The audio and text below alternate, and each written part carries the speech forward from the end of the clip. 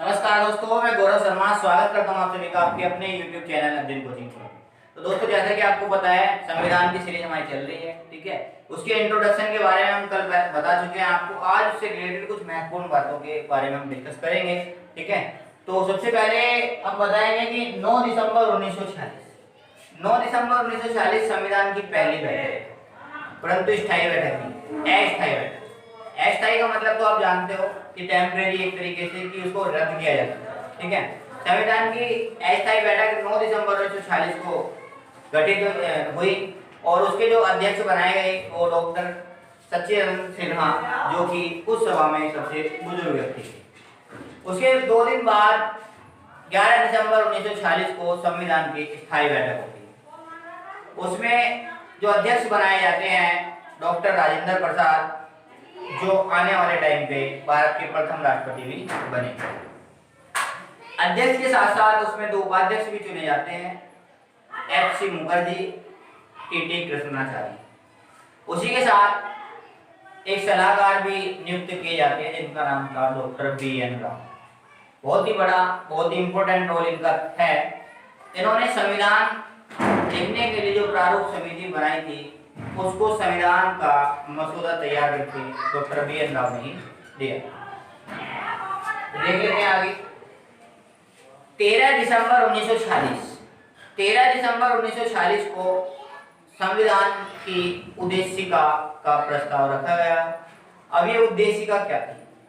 किसी भी चैप्टर को या किसी भी टॉपिक को करने से पहले उसके बारे में कुछ ब्रीफली नॉलेज होती है, जिसके लिए इस पर एक जो हेडिंग बनाई गई थी उसका नाम है प्रस्तावना बनाया गया। उसमें संविधान के बारे में ब्रीफली बताया गया है कि संविधान में होता क्या है, बेसिकली संविधान। हालांकि प्रस्तावना को सबसे बाद में जोड़ा गया है, परंतु ये 13 दिसंबर 1946 को ये प्रस्ताव पंडित जवाहरलाल नेहरू ने संविधान सभा के सामने रखा। 22 जनवरी 1947 को इस पर विचार किया गया और इसी के आधार पर प्रस्तावना की बात शुरू। उसके बाद 22 जुलाई 1947 आ जाता है, जो कि इसमें शायद नहीं है। 22 जुलाई 1947 को इंडिया का राष्ट्रीय ध्वज अपनाया गया। राष्ट्रीय ध्वज को आप जानते ही हैं, 3 रंग होते हैं, 24 तिल्लियां हैं, अशोक चक्र है, तो ये सब चीजें उसके अंदर हैं। उसके बारे में अलग से मैं डिस्कस करूंगा। राष्ट्रीय ध्वज के बारे में एक टॉपिक अलग से, राष्ट्रीय गीत के बारे में, राष्ट्रीय गान के बारे में, अलग अलग टॉपिक के हिसाब से मैं उनको आपको करूंगा, ठीक है। तारीख आ जाती है 29 अगस्त 1947, प्रारूप समिति का गठन। अब ये प्रारूप समिति क्या थी? इस प्रारूप समिति को ही आपका संविधान लिखना है। 7 सदस्यीय समिति ये बनाई गई। इसके अध्यक्ष डॉक्टर भीमराव अम्बेडकर। इसमें 2 व्यक्ति चेंज भी हुए। N माधव राव, जो BL मित्र के स्थान पर लगाए गए थे, BL मित्र को हटा दिया गया। उसके बाद एक व्यक्ति की मृत्यु हो गई थी, DP खेतान, उनकी जगह TT कृष्णाचार्य को यहाँ पे नियुक्त किया गया। बाकी इसके अन्य 5 सदस्य मैं आपको बता देता हूँ।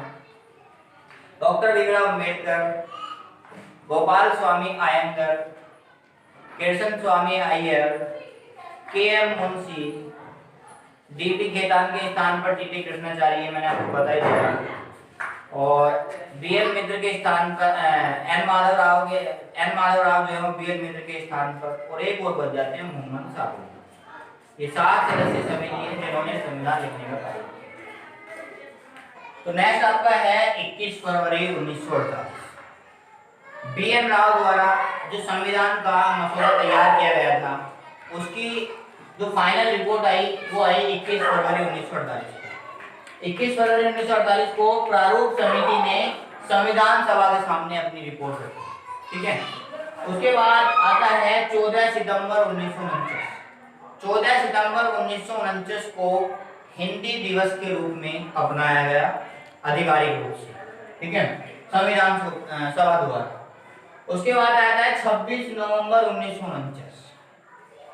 26 नवंबर 1949 को संविधान अंगीकार किया गया।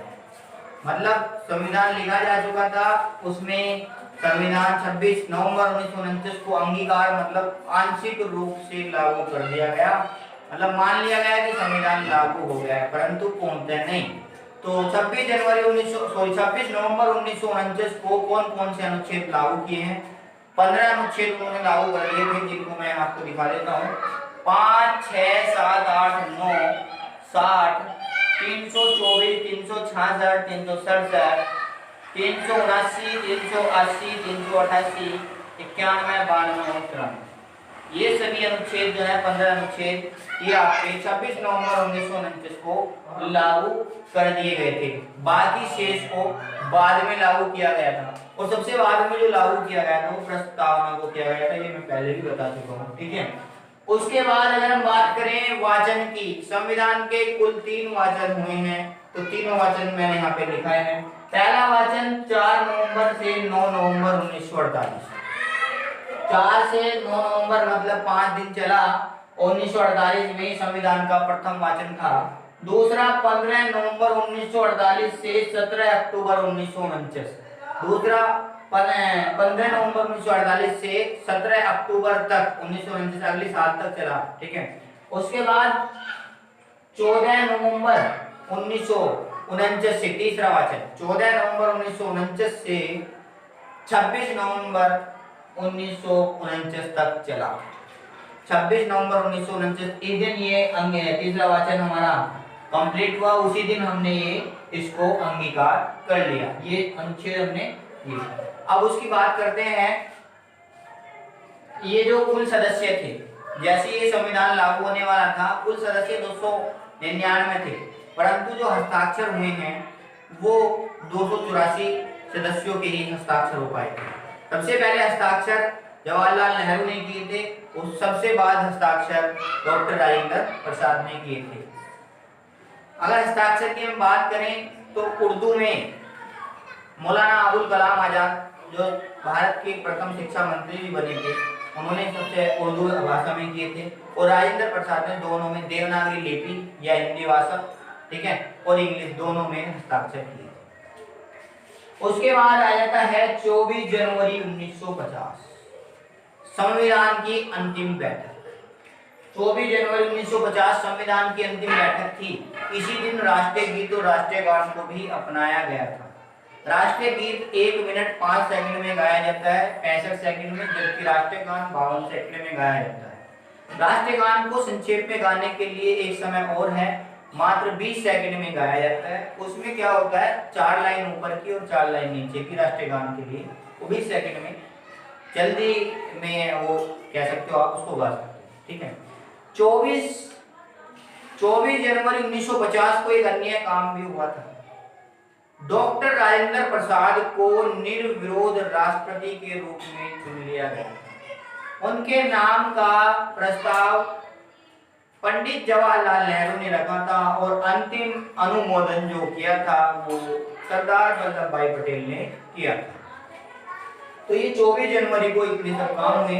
26 जनवरी 1950 को संविधान को पूर्णतः लागू किया गया। इस दिन एक अन्य काम और हुआ, हमारा राष्ट्रीय चिन्ह अपनाया गया।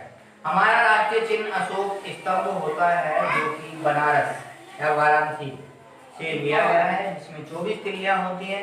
इसके बारे में डिटेल में डिस्कस हम अगले स्टेप में करेंगे। अब 26 जनवरी 1950 को पूर्णतः लागू किया गया, और गणतंत्र भी हमारा देश इसी दिन है। गणतंत्र का मतलब होता है कि राज्य की सार्वभौमिक शक्ति जनता के हाथ में है। मतलब कहने का ये है, देश का राजा जो है उसका जो चुनाव करेगी वो जनता करेगी, ना कि परिवारवाद से जो है चुनाव होगा, क्योंकि चलता आता है कि राजा का बेटा राजा, इस तरह से नहीं, जनता चुनाव करेगी, ठीक है।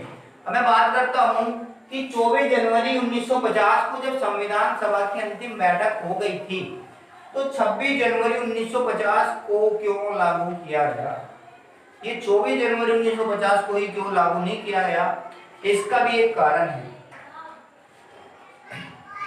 26 जनवरी 1929 लाहौर अधिवेशन पंडित जवाहरलाल नेहरू द्वारा घोषणा की गई कि इस दिन को हम स्वाधीनता दिवस के रूप में मनाएंगे। 26 जनवरी 1930 से ये दिन स्वाधीनता दिवस के रूप में बनता आ रहा था। तो इसी कारणवश 24 जनवरी को गणतंत्र ना मना के 26 जनवरी को ही गणतंत्र के रूप में स्वीकार कर लिया गया। तो दोस्तों आज की वीडियो में केवल इतना ही काफी। अगले स्टेप में हम आपको राष्ट्रीय चिन्ह, राष्ट्रीय प्रतीक, राष्ट्रीय चिन्ह और राष्ट्रीय ध्वज और राष्ट्रीय गान, राष्ट्रीय गीत, इन सब के बारे में डिस्कस करके डिटेल से बताएं। धन्यवाद।